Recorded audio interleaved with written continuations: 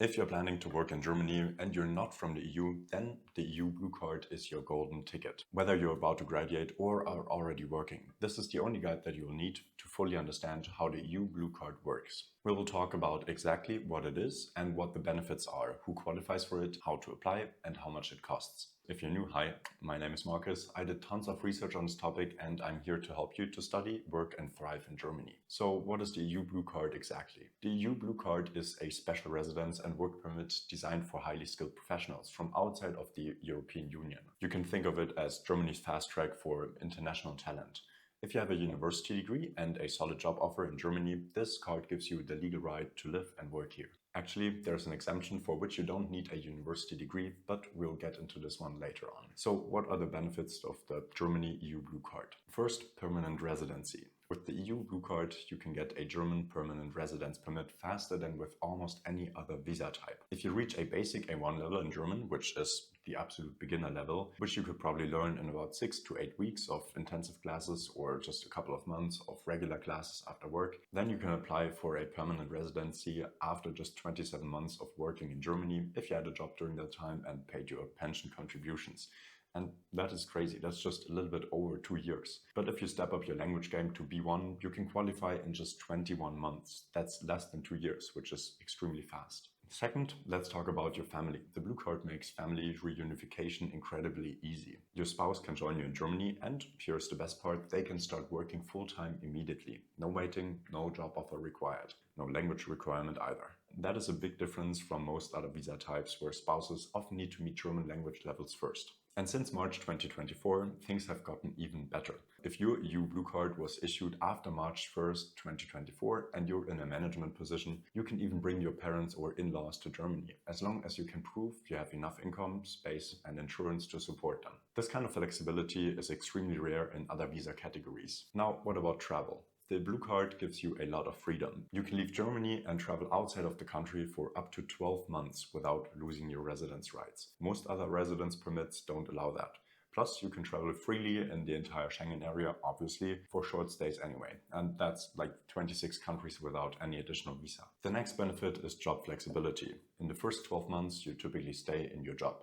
But after 1 year, you're completely free to switch employers. No special permission is required for that. In other visa types, you would have to go through the whole visa process again if you want to change your job. So that's quite nice here. However, while it is typically 12 months, I've also heard from some people who switched jobs earlier than that, which is possible if your job is very relevant to you and in the same profession. And here's one more thing for people who work in the IT industry.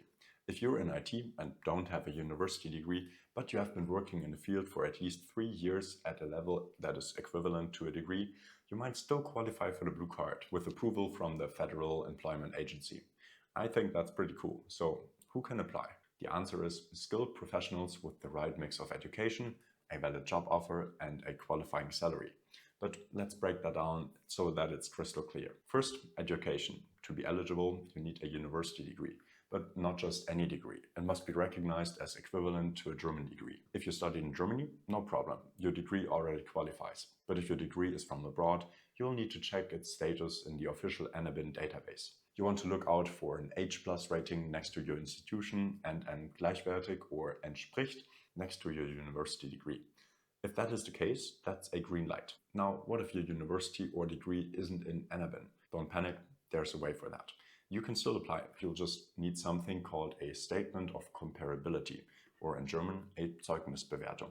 It's an official document from the Central Office for Foreign Education, or the ZAB, that proves your degree meets German standards. This process usually takes a few months, but from what I've heard, there's good news for Blue Card applicants because your request is treated as a priority, and you'll often get the result within about 2 weeks or a bit more. Second, you need a job offer, not just the intention to find work, but an actual contract from a German employer. The job must be related to your academic background. So if you studied engineering, your job should also be in an engineering field. It doesn't have to match your degree title word for word, but it needs to be in the same professional category. The job also has to be binding for at least 6 months. In addition, you also need to meet a minimum gross salary threshold. And while I'm recording this, the threshold is 48,300 euros gross per year. But there's also an exemption. Germany has high demand for people in certain professions like engineers, IT specialists, medical professionals, and teachers.